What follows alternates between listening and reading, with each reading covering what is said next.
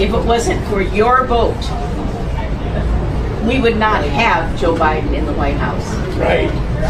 Joe Biden shouldn't be there. And all those wonderful things that you and Trump were doing together would be continuing, and this country would be on the right path. Do you ever second guess yourself? That was a constitutional right that you had to send those votes back to the states. It was not like you were going to personally elect him. We all know by the number of votes that were there who won that election. The Constitution is very clear. My job was to oversee the session of Congress where objections could be heard. And I made sure that objections would be recognized. So we would hear whatever evidence or whatever debate there was. But the Constitution says you open and count the votes, no more, no less. The Constitution affords no authority for the Vice President or anyone else to reject votes or return votes to the states. Never been done before, should never be done in the future.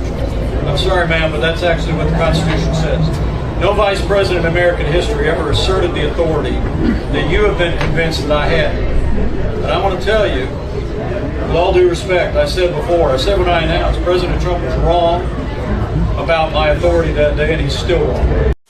One person who was at the Capitol that day, as you know, was your Vice President, Mike Pence, who says that you endangered his life on that day. I don't think he was in any danger. Mr. President, do you feel that you owe him an apology? No, because he did something wrong. He should have put the votes back to the state legislatures, and I think we would have had a different outcome. I really do. But he doesn't have the authority to do that, as you know. What? The Vice President does not have the authority to reject those. Are you ready? Let's have this one out just now, because it's interesting. Let's keep it interesting, right? I like Mike Pence very much. He's a very fine man. He's a very nice man. He made a mistake. His lawyer said, you cannot move. I called him the human conveyor belt. I said, even if the votes, I talked to his lawyer, even if the votes are absolutely fraudulent, he can't say, yes, sir, he can't send back. And the Democrats played it, and the rhinos played it.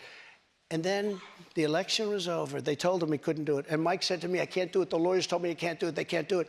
But the lawyers were wrong, because right after the election, they all met, the rhinos and the Democrats, and they worked out a plan to make sure that future vice presidents don't do what I said you could do. That's not what happened. You're referring to the Electoral Count Act. That's I've read that. There is no authority. No, legal experts, including Republican legal experts, say that he does not have that authority, Mr. President. But I want to why did they change the law then, saying that you can't do it? They didn't change the law. They strengthened the law because they were worried about presidents exploiting. They strengthened it, meaning you could do it.